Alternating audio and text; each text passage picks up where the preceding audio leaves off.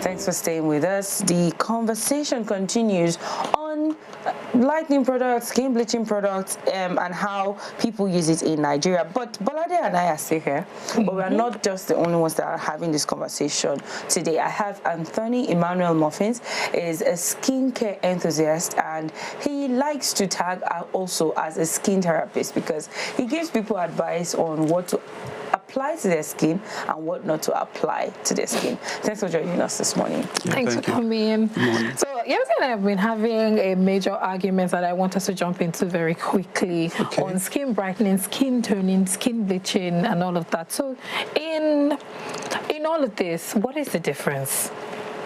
Okay, if I get you very well, you're trying to find out the difference between skin lightening and skin bleaching. And skin toning and skin brightening and skin everything. Yeah, what is the difference? Well, these words can be used interchangeably, you understand? But the major difference is the severity or rate at which this bleaching is being done. Now, so when we talk about the severity or the rate at which skin bleaching is being done, we look at when you're bleaching your skin with product that contains hydroquinone and mercury. That's the highest point of which you could bleach your skin. But when we talk about, there's a difference between skin brightening and skin bleaching.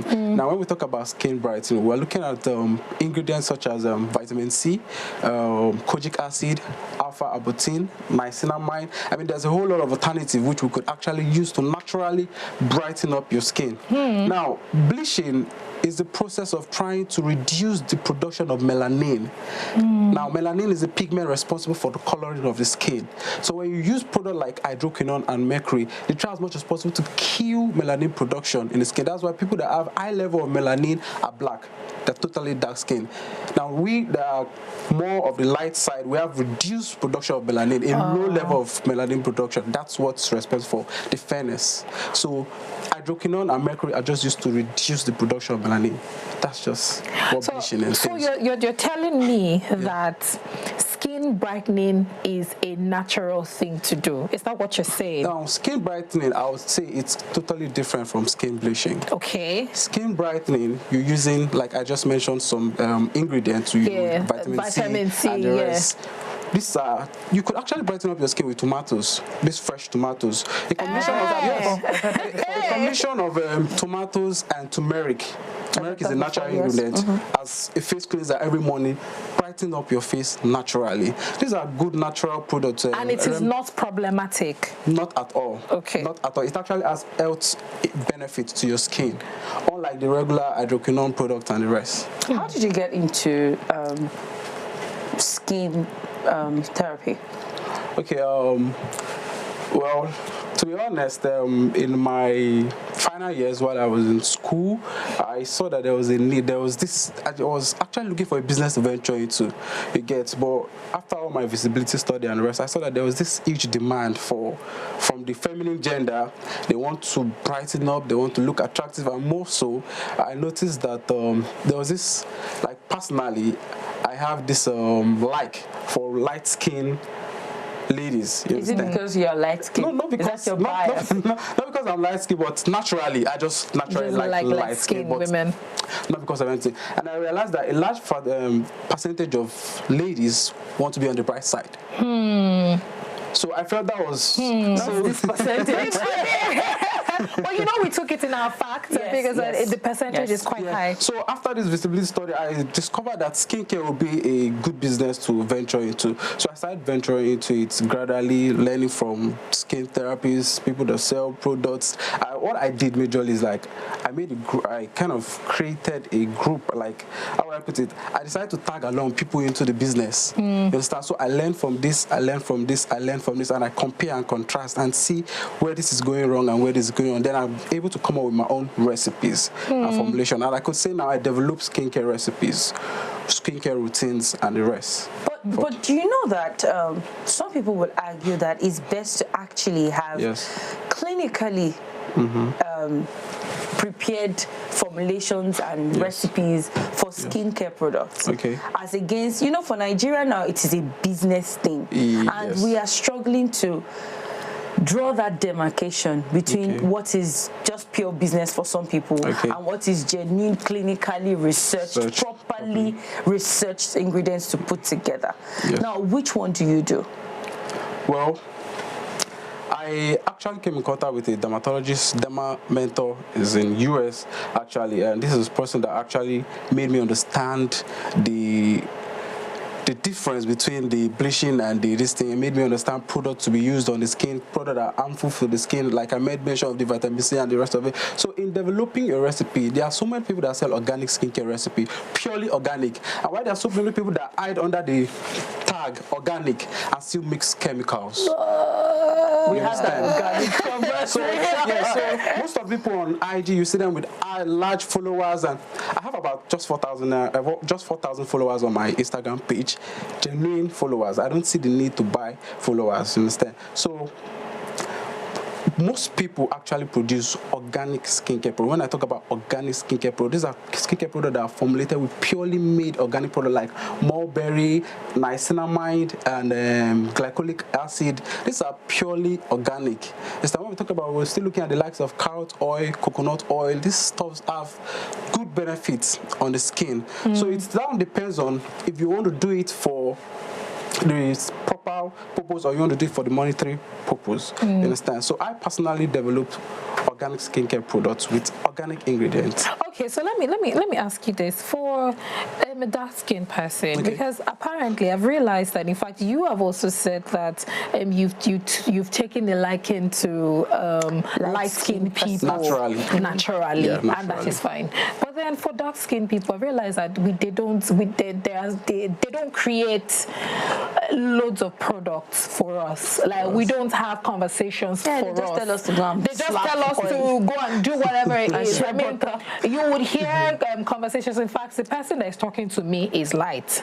The person that is advertising it is light. It's light. But the person that wants to buy it is dark. So how do you market your product to me? How do I know what is right for me as a person? I am dark skinned. I want to look nice. I do not even know the difference between toning, brightening. Somebody is telling me that, oh, my skin color can be brighter, but I am not necessarily bleaching it. But then I don't understand what this person is saying, because I'm like, okay, so I'm scared that I would be bleaching my skin and all of that. So how do I weather through all of this? All right, if I get your question very well. So on day-to-day basis, we're exposed to sunlight. Yes. And this sunlight, this UV rays, has this strong impact on our skin in reducing our skin complexion. So for a dark-skinned person, what I usually prescribe is when you're treating a dark-skinned person, you give them brightening, something that helps them maintain and rejuvenate their complexion. Rejuvenating in the sense that she's been exposed to sunlight every day. So this product must have the ability to keep rejuvenating the actual skin tone. Understand? And when we're talking about this rejuvenation, we're looking at a very major ingredient, which is vitamin C.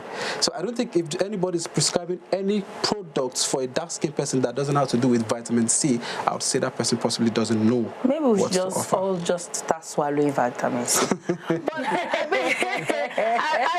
mean, because at the end of the day, so this is it. To be honest with you, the moment I hear the word skin therapist, organic, what's the other thing? Skin brightening. In Nigeria, and it's coming from a Nigerian. I get very scared. I see a red banner, not a red flag. I get very scared. Because my first question is, what are they not telling me? What are you hiding? Tell me. What is the therapy that you're offering my skin? Did my skin complain? Or someone would just see you and say, your skin is you're dark, what's that thing? Darker than you should be. And then I'm not complaining really. Now, why do you think there's that need to encourage people who are dark and say things like, oh, you're too dark, we should brighten you up? Why is there that need to brighten people up? Well, I would feel a large majority of people that are dark skinned that want to brighten up, it's probably they just want to feel among the society. So would you say it's a self-esteem thing? Yeah, I would say it's a self-esteem thing. Yeah, if you look at, I was making research as to this pageantry in India where they totally selected only light-skinned ladies. There was no dark skin, and it happens as well in Brazil. You understand? So all this has to do with it affects the self-esteem of the dark-skinned individuals. You understand? So this urge to want to brighten up and to want to come, and even look at people that do they're into cosmetics, they use more of the light-skinned people for their advertisement and all. And even I personally use light-skinned people, but then you're part of the problem. No. In fact, I'm still going on. Now, I try to make people understand skin shades. Okay. Now, when we talk about skin shade, we have melanin, we have caramel, we have half caste, and we have the snow white, and we have the normal lighting.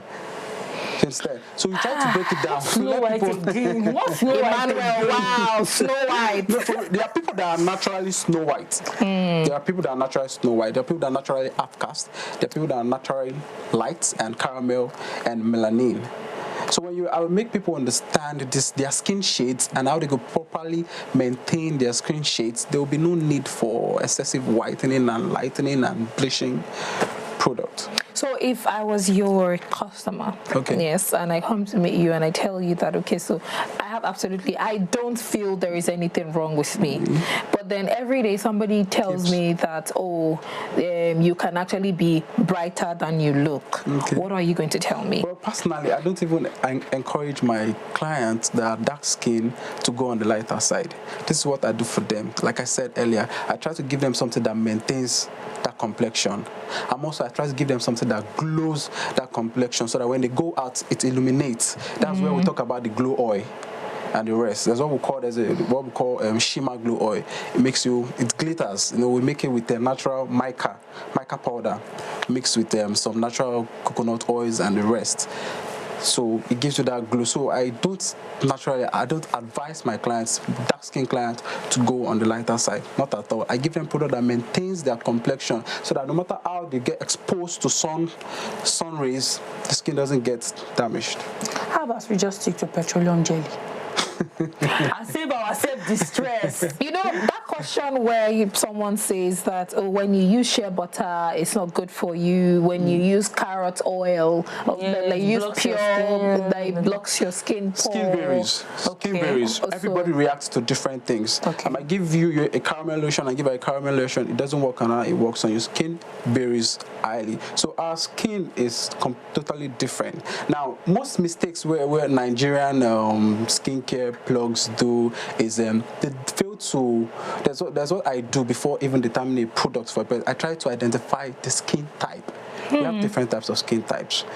The skin type of the client determines the kind of ingredients used to produce for the client. We have the oily skin, we have the dry skin, we have the combination skin, and we have the normal skin type. So most people don't even understand, they don't even know how to classify these skin types, and they just go about producing random products and sell to people. In your practice as a skin therapist, do you ever get to the point where you refer your clients to see dermatologists or doctors? Almost every time, especially with clients with hyperpigmentation, acne, and green veins, stretch mark. I usually tell people with stretch mark, stop. There's something I do. Then when I started, I had clients coming to me for stretch mark recipes, remedies, and the rest. I tried once with natural. When you look at treating stretch mark, you need to consider snake oil, you need to consider snail slime, you need to consider python fat. I'm seeing that you're nodding your head. I'm nodding my head because I have heard about it before. In fact, this is how I heard about snake oil. I told you I had a fire accident in 2005. Yes. And then in the recovery process, I had hyperpigmentation. So half of my face down to this entire place was dark. Was lighter because of the fire burns, and then the other parts were darker. I know I'm dark already. So there was no way I would go out and you will not just see that I had multiple colors. I had blood. Stop it. Snake oil. Yes. Yes. So it's not the venom of the snake. So get that out of your head. Okay. Yes. So under the skin of a snake, there is fat layers. Exactly. In fact, Yorubas, they just repackage it and call it snake oil. Yorubas call it oraire, or all of those things. Yes, Yorubas have discovered it for a long time. That was my first encounter with this. So they told me to do oraire, ori, that's shea butter, mixed together. That I should just keep applying. That my skin would rejuvenate. Yes, and it actually did. And then one day I was like, so I went back to school. I was in OAU at the time. I went back to school and I said, I don't know what's oraire. And then someone said, oh, that's snake oil. I was like, oh, really? Oh, really? Because they made it look like, it's so difficult to find. It is expensive. It is expensive to get the original one. But and it's because in that time frame, I actually asked questions. And you know me and questions. I asked questions. I wanted to be sure that I wasn't doing anything that would put me in more trouble. Yeah, more danger. So now, you were saying something about snake oil for stretch marks and all of that. Yes. Now, you know, there are some people. Now, the reason why I asked you that question, if you refer people to dermatologists, I want you to, I might even have you to say it again. Some people believe that once they see skin therapist on your tag, all their skin problems are over.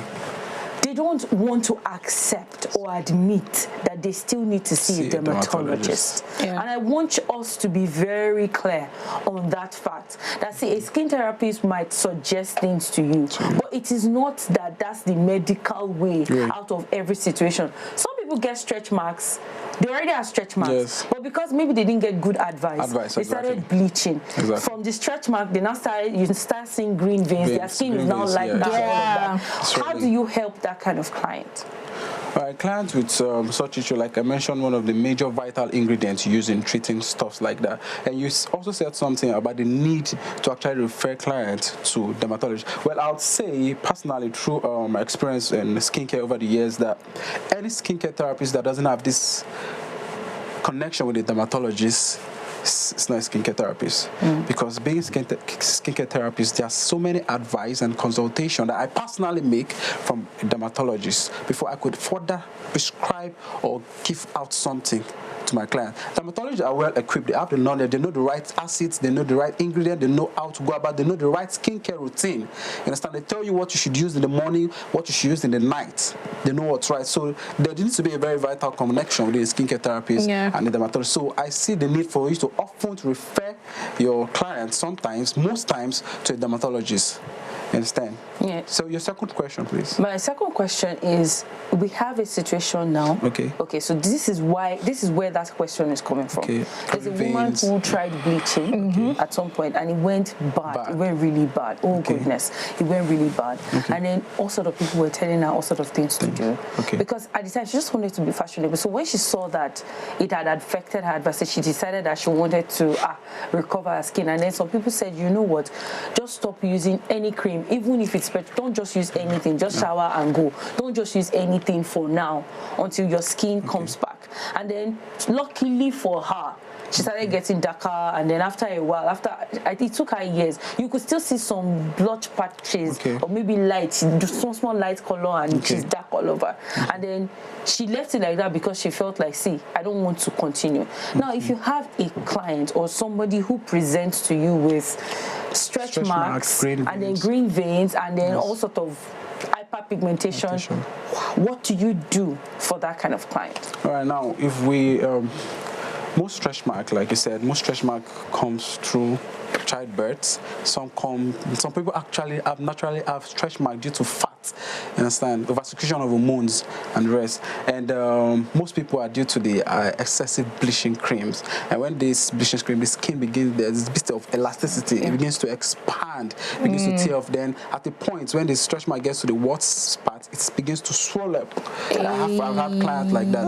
It swells up. You understand? So for stretch mark like that, I will usually tell my clients with even a bit of stretch mark, avoid using lightening products. Any product, even if it's Nivea or this cocoa butter or whatsoever. You mentioned products again, and and I'll just give you the account number to pay into. Go ahead. No brand names, please. I avoid using product. You understand? Any kind of product, brightening product or whatever. Just stay clear of product. So what should the person use now, instead? At this point, you just have to go natural. And when I say go natural, go with oils. Body oils that are extracted from natural plants. Okay. You understand? Oils that are from natural plants. You could actually even switch to naturally made coconut oil, not the redefined coconut oil. Even the car, just go strictly with oil. But it's not advisable for you to just stay without applying anything. That's not advisable. When you stay without applying anything, it's not good. It's not good at all. So you need to go with natural ingredients. Understand? That's why I made mention of the snake oil and the rest of it, the python fat as well. Python fat. Wow, you just had to add that in there. Okay, so before we let you go, I'd like you to advise our viewers. Day in, day out, we have people turning to social media for advice when it has to do with skin brightening, skin toning, skin bleaching, and all of that. You've been able to enlighten us this morning that it's not the same thing, but they use it interchangeably. Yes. That in fact, for dark people, you would advise that their skin is rejuvenated, that is, they glow. That's because of the UV rays that we are all exposed to. Actually, hold on. I mentioned something at the beginning of the show that I really needed to ask. What is the essence of sunscreen? It has always been on my mind. I assumed, as a dark person, that sunscreen is not meant for me, because they tell us that we are lucky, we're blessed, I don't care, we don't all of these things. But then over time, I've been seeing a lot of skin therapists talk about sunscreen, that it's important that everybody of every skin shade, either you are half caste or you are Snow White, or you are dark or caramel or melanin, you have to use sunscreen. Exactly. What is the essence? Now, sunscreen is very, very important, but why it's most important for the light skin shade is because the light skinned and sun will tend to bring you dark. Sun tends to increase the production of melanin in the skin, you understand? And we all know melanin is responsible for the darkening of the skin. Now, you're already dark, and when the sun rays get to you, it's getting to your already dark skin, so it's not further making you get darker, but just in a bit. But it will be very obvious on a light-skinned person that's exposed to sun, we tend to get darker and darker. And the need for sunscreen is needed for all skin shade. Be you melanin, Afghans, or what, you all need sunscreen. Now, sunscreen, if you check most body lotions, you see the SPF 50, SPF 25. The SPF there means sun protection factor. Oh, interesting. Exactly, the sun protection factor. So it prevents the sun rays from having that effect on your skin. It's like a shield. It guides it, you understand, from having that effect on your skin. So sunscreen is very, very, very, very, very important. So, I have had encounters with people who sweat after applying sunscreen cream. Like, there's a difference. Like, there's one that you just use your lotion, your normal lotion. There's people go ahead to buy sunscreen. They say, oh, this is sunscreen, and then they apply. And then let them just step out for 2 minutes. It will be whitish as if they packed the entire lotion all over and all of that. So, should sunscreen be embedded in your body lotion, or do you have to buy a different bottle that says sunscreen? Now, it is very, very imperative for you to include the SPF factor in your lotion.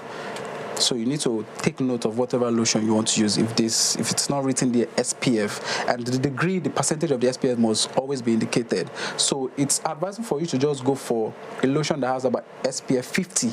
That's strong enough to go for the face and to protect. So, but most people still go and buy other product that's just majorly called sunscreen for the face. And the issue about the whitening and it tends to make you sweat.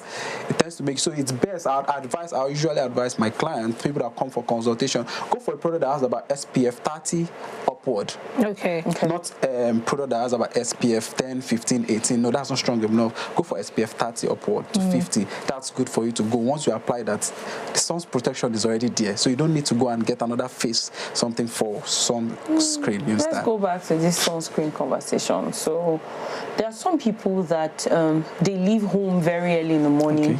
way before the sun decides it wants to wake up. They leave home 5 a.m. They get to their office for 6 or 7. They're in the office whole day. It's not like they're going anywhere. They're just there, and they close by maybe 5. The sun has gone down. It's evening. In their car, go home.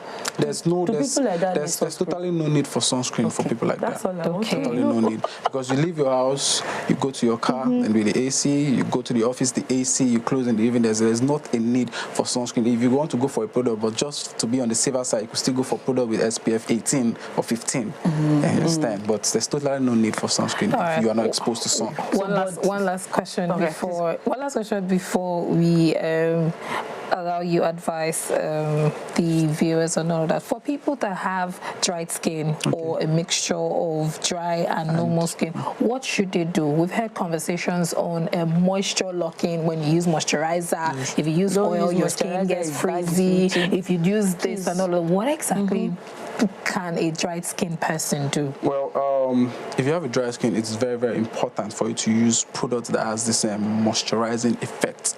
You understand? It's very, very important for you to moisturize your skin. It's really, really not nice for you to leave your skin dry, and added to the fact that you have a dry skin. So moisturizers are very, very important. Very, very, very, very important. Very, very, even a dermatologist will tell you that. Moisturize. And there was last year, due to the COVID-19, the pandemic, washing of hands, a lot of people were washing their hands consecutively. Do you know that excessive washing of hands without moisturizing the hand could result to dark knuckles? Exactly. So after washing your hands and washing your hands, you need to moisturize. You understand? So moisturizers are very important in the skincare line for everybody, every skin shade. But why is, for instance, if I use a moisturizer, it still makes my skin dry? Why? Well, I would say that it depends on the kind of moisturizer that you're using. It depends on the kind of, because it has nothing to do with diet. No. It has nothing to do with what you eat. No. The only skin defect that has things to do with diet are acne and the rest of it. But when it comes to having a dry skin or it's just natural. I'm saying you just prescribed moisturizers and all of that. That I'm saying that is there any connection to you want to see a better skin, then you should eat some certain things? Diet also has a very vital role to play when it comes to skin. When you want to see a better skin, fruit majorly. Let me not just delve into all these vitamin C's, and fruits majorly has a very big role towards building your skin cells, the pigments in the skin, and every other thing. And even in the aspect of the melanin production, as well, food has a lot to play. But over a time, I was making research and I discovered that excessive intake of carbonated foods and sugar can result to acne. Interesting. Yes. Maybe that is why you had those blisters as a kid. Growing up, okay. So because I had a client just last week that had this serious acne, the people that come in like boil and the rest of it. So I now interviewed him after I knew I went through a research, and I spoke to my dermatologist, and he was like, yes. So I asked him, how often do you take sugar? I said, every day. I take sugar in the morning, and then I was like, really? You need to stop. So diet has a large role to play in skin. What would you advise people about skin bleaching, skin brightening, skin toning, what's the other adjective? Skin blackening, My advice out there is everyone, we're all created. I don't think beauty is being determined by the physical appearance of your skin. I don't think beauty is being determined by your skin shade or your skin color or whatsoever. So it's just best for us to maintain our natural complexion. The best thing we could do is to just try and use product that could help us rejuvenate our skin tone. Rejuvenating your skin tone doesn't have to do with you lightening up or bleaching your skin tone. It just helps you maintain your actual skin complexion, your natural skin complexion. So it's a no-no for me for skin bleaching and skin toning and the rest. Try as much as possible to use product that maintains your actual skin complexion to avoid adverse effects in the long run. Thank you so much, Emmanuel. I mean, in fact, you have actually enlightened us on different things, especially for people that have no idea that is between skin brightening, skin lightening, skin toning, skin bleaching, skin rejuvenating, skin algae, skin spirogyra. Thank you so much for joining us on the show this morning.